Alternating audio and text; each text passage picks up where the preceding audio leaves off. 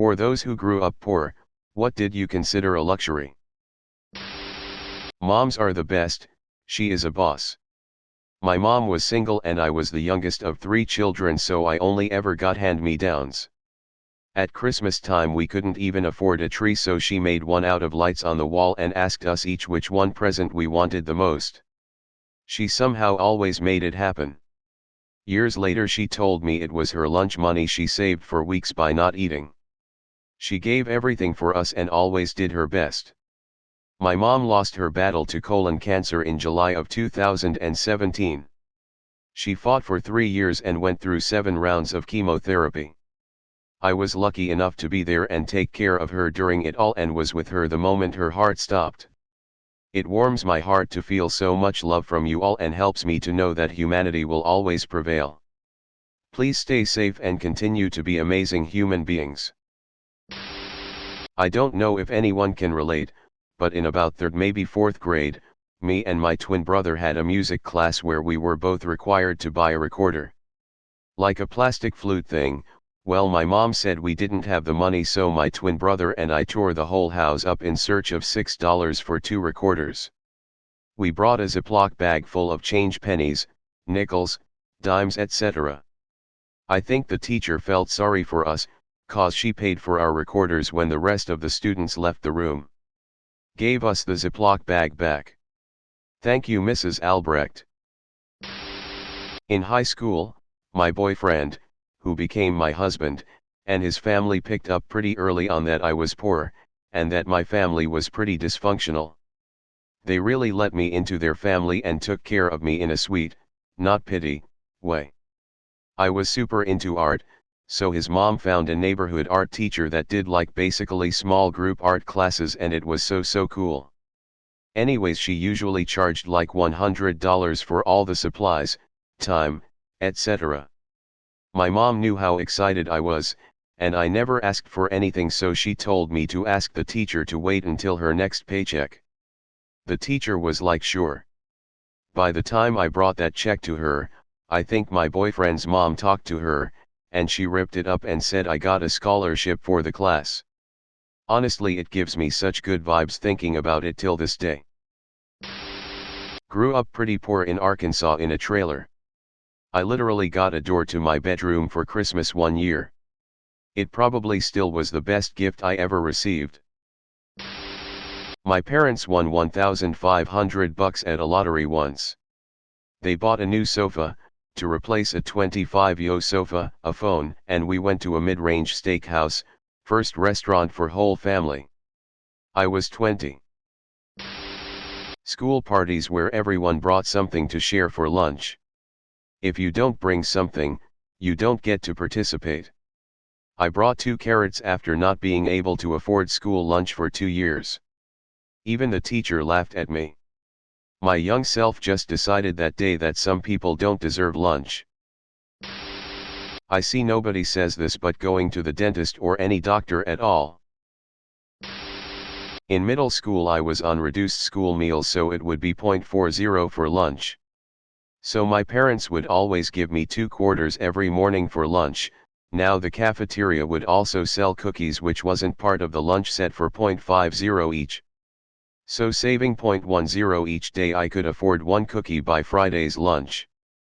Good times. Staying at someone's house who wasn't poor, like a relative or friend. Their house was also so clean, beautiful, pictures on the wall, knickknacks on the counter, and carpet you could play on because it was clean. I spent my entire teenage years hiding where I lived. Going places during school vacation. The kids would be all like, "What, you've never been to XYZ amusement park?" No, Trisha. My family doesn't even have a car. Which is another luxury to me. I got pretty excited to be given my own bed. I remember in 8th grade on my birthday at school, one of my teachers asked me what gifts I had received. He asked in front of the whole class. I excitedly shared that I would be getting contact lenses. My parents let me choose one thing that I wanted, and I desperately wanted to stop wearing the broken glasses I had, which I usually didn't wear. One of the boys in class made a comment like contacts aren't a present. And my teacher had to explain to him again in front of everyone that for some families they were too expensive not to be a luxury. After that experience I worked 2 and 3 jobs in high school so I could buy myself and my brothers the things we needed. The first thing I bought with my money from my first job as a hostess at a diner was a queen-size bed because my twin mattress was about 20 years old and at 15 I was having back problems and issues with rusted springs poking me. Christmas presents. I was a kid and 1 year for Christmas when I was young. Before I could recognize that I was making any kind of larger point, I said that I wanted my parents to just give my presents to the kids who didn't have anything. But I didn't know that I was one of those kids. I wonder what they thought when a kid said that to them. I wonder if it hurt them or inspired them. Until the age of 12, I thought that you weren't allowed to buy things that weren't on sale. My mom only bought things when they were on sale and / or she had a coupon, so I thought that the non-sale items weren't being sold. Going out to eat at a restaurant. My mom had 7 children in 10 years, 1950 to 1960. I remember having a whole bottle, those smallish glass ones that came out of the machine for 10 cents, of soft drink to myself instead of sharing one bottle between all 7 of us. I was perhaps 5 years old. I still remember this as the best thing ever. A hot shower. Cold showers were always available, but when you scraped enough cash to get some diesel fuel and get the burner to kick on long enough to have a hot shower, man, absolutely nothing better. Restaurants were definitely somewhere at the top of my list. I lived through the tail end of apartheid in South Africa, so we weren't allowed into restaurants. Also, non-iceberg lettuce. Dairy products, like a full glass of milk, cheese, cottage cheese, yogurt, flavored milk. Lawns. A dining table and family meals at the table. Vacations that didn't involve staying with relatives. Pancakes. But now as an adult and knowing how cheap pancakes really are, I think my mom just didn't want to make them. Man, new school supplies. An actual trapper keeper is all I wanted.